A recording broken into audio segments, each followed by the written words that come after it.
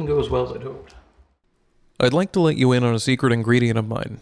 An ingredient that I add to just about everything from condiments to sauces, soups, and even a few bread recipes.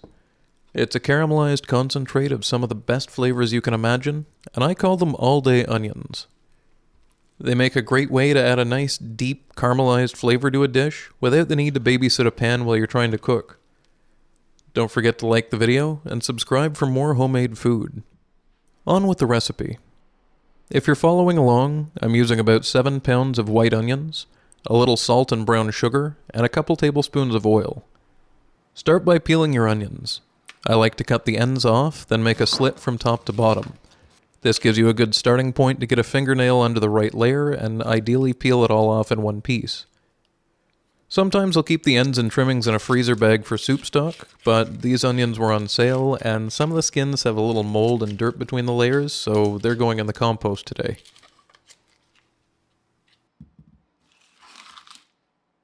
There's no wrong way to cut your onions for this recipe since we'll be using an immersion blender on it later anyways. If you really feel like it, the smaller you cut your onions, the faster they should cook and release their liquid, but it's still going to take just as long for that liquid to evaporate off, so there's no real point in spending too much time on them. Just cut them small enough to fit into a large pot. By the way, a little behind the scenes, this step took me over an hour with between 2 and 3 fans going, all my windows open, and several breaks to wash my hands and face with soap. Onions really bother my eyes, but this stuff tastes so good that it's worth temporarily blinding myself now and then to make it. Once they're cut up and added to a pot, add 2 tablespoons of oil or a fat of your choosing, a teaspoon of salt or more to taste, and around a cup of brown sugar depending on how sweet you like your onions. I usually use leftover bacon fat, but I didn't have any on hand, so I used canola oil. Any kind of fat or oil should work fine, you just need a little bit of fat to keep the onions from burning while they're cooking. The salt helps draw moisture out of the onions, and, it's salt. It tastes good. And the brown sugar is optional. Some onions are sweeter than others, and having cooked with these onions a few times in the past, I know that I like how they taste with a little extra brown sugar. The extra sugar helps with caramelization, and the small amount of molasses in the brown sugar can help give you a more complex flavor at the end. I've never seen the need to add more than 1 cup of sugar to a pot of onions this size, but if you do decide to add more, just be careful of the sugar burning. If at any point while making this recipe you smell burnt sugar, you've probably ruined the whole pot, so try to keep the temperatures on the lower side or don't leave the pot unattended. I've heard of people using baking soda to help caramelize their onions faster, and I've tried it twice, once with about a tablespoon and once with much less. Both times it gave my onions a disgusting chalky quality that didn't really go away when it was mixed into its final dish. It also didn't speed anything up, since the liquid evaporating still took just as long. Maybe it would be helpful if you were cooking a single onion or a small frying pan full of them, but at this scale I found it did much more harm than good. You'll need to keep your onions on medium-low with the lid off for the next 4 to 6 hours. And I know that sounds like a lot, but remember, we're batch cooking 7 pounds of onions. Every time we use our all-day onions in a later recipe, we're saving ourselves maybe 1 to 2 hours of cooking and prep that can be spent elsewhere.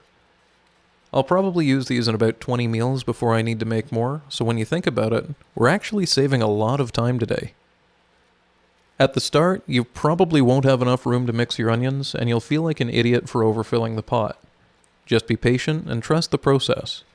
As soon as they soften, they'll sink down and reduce in volume by about half. As for what temperature to cook them, I could tell you that my electric element is set to 4 out of 10, but that doesn't really help you. The perfect temperature is one where steam is rising out of your pot, and you aren't burning any of the sugars. A very light simmer is perfectly fine, but remember, as these thicken, any boiling could turn into spattering, so be careful. The goal here is to evaporate all of the liquid from the onions over a few hours without burning anything, and to kind of confit the onions in their juices. You can usually get away with checking on these every 5 to 10 minutes as long as you've got the temperature set low enough. If you're willing to stir constantly, you could use a higher temperature and get through this stage a little faster. Just be careful to keep everything moving. If at any point you smell burned sugar, you've probably ruined the whole batch, and there's no time saved by rushing if you have to start over anyway. Once the onions have cooked down to this stage, I like to hit them with an immersion blender until they're completely smooth. You could skip this step if you don't mind pieces of onion, or if you don't have an immersion blender, but I prefer the end product to be completely smooth. I like using all-day onions to make roasted onion mayonnaise, and I'm a little bit of a picky eater, so I don't like there to be pieces of onion in my mayonnaise, but I do love the flavor. One time, while trying to refine this recipe and make it a little easier, I thought, why am I chopping my onions if I'm going to hit them with an immersion blender later anyway? Why don't I just take the raw onions, put them in the blender, and then cook that down? Yeah, no, don't do that. While it did help the onions liquefy a lot faster, the resulting onion sauce that it made spat and splattered all over the kitchen during the whole cooking process, and it made a huge mess. I had to cook it on such a low temperature that it probably added 3 to 4 hours to the cook time, and I must have got burned 30 times in the process. Would not recommend.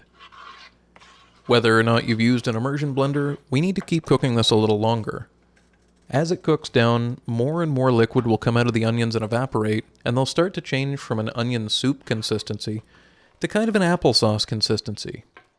Once this happens, you need to watch the pot from this stage onwards. Don't leave it for more than 10 or 20 seconds, or else you're going to risk things burning. You can see mine got a little overheated by the amount of steam coming off of it and the, panic in my stirring. If this happens to you, take it off the element and stir it like you don't want the last 6 hours of your life to have been a waste of time. I managed to save mine, but if I hadn't been paying attention, the sugar would have burned and the whole batch would have been bitter and gross. At a certain point, when enough of the water is evaporated, the solids will start to come together into a kind of dough. The change from a sauce consistency to a sort of a thick paste or dough happens very quickly, and when it does, you need to turn the heat off immediately. Keep stirring the mass of onion solids around now and then so the residual heat in the pot doesn't burn the bottom, and let them cool to room temperature. It goes without saying, but you really want to avoid getting any of this on your skin until it's completely cooled. Similar to boiling sugar, it can stick to you and give you a really nasty burn, and it stays hot for a deceptively long time because of how dense it is. Once cooled, I usually put mine into a Ziploc bag in the freezer and separate it with a bench scraper into segments. It never really completely freezes solid, so it's easy to just grab a chunk when you need caramelized onion flavor in something. In the past, I would keep it in a plastic container in the fridge, and the longest that it ever sat there was around 4 months. I never saw any signs of spoilage on it. I have no idea how long it'll technically keep, but it's a lot longer than a bag of onions stays edible in my cupboards. Don't forget to subscribe so you don't miss out on future videos where I'll be using all-day onions to make things like mayonnaise, bechamel sauce, maybe some roasted onion bagels. The list goes on. Let me know in the comments how yours turned out, or how you'd use them.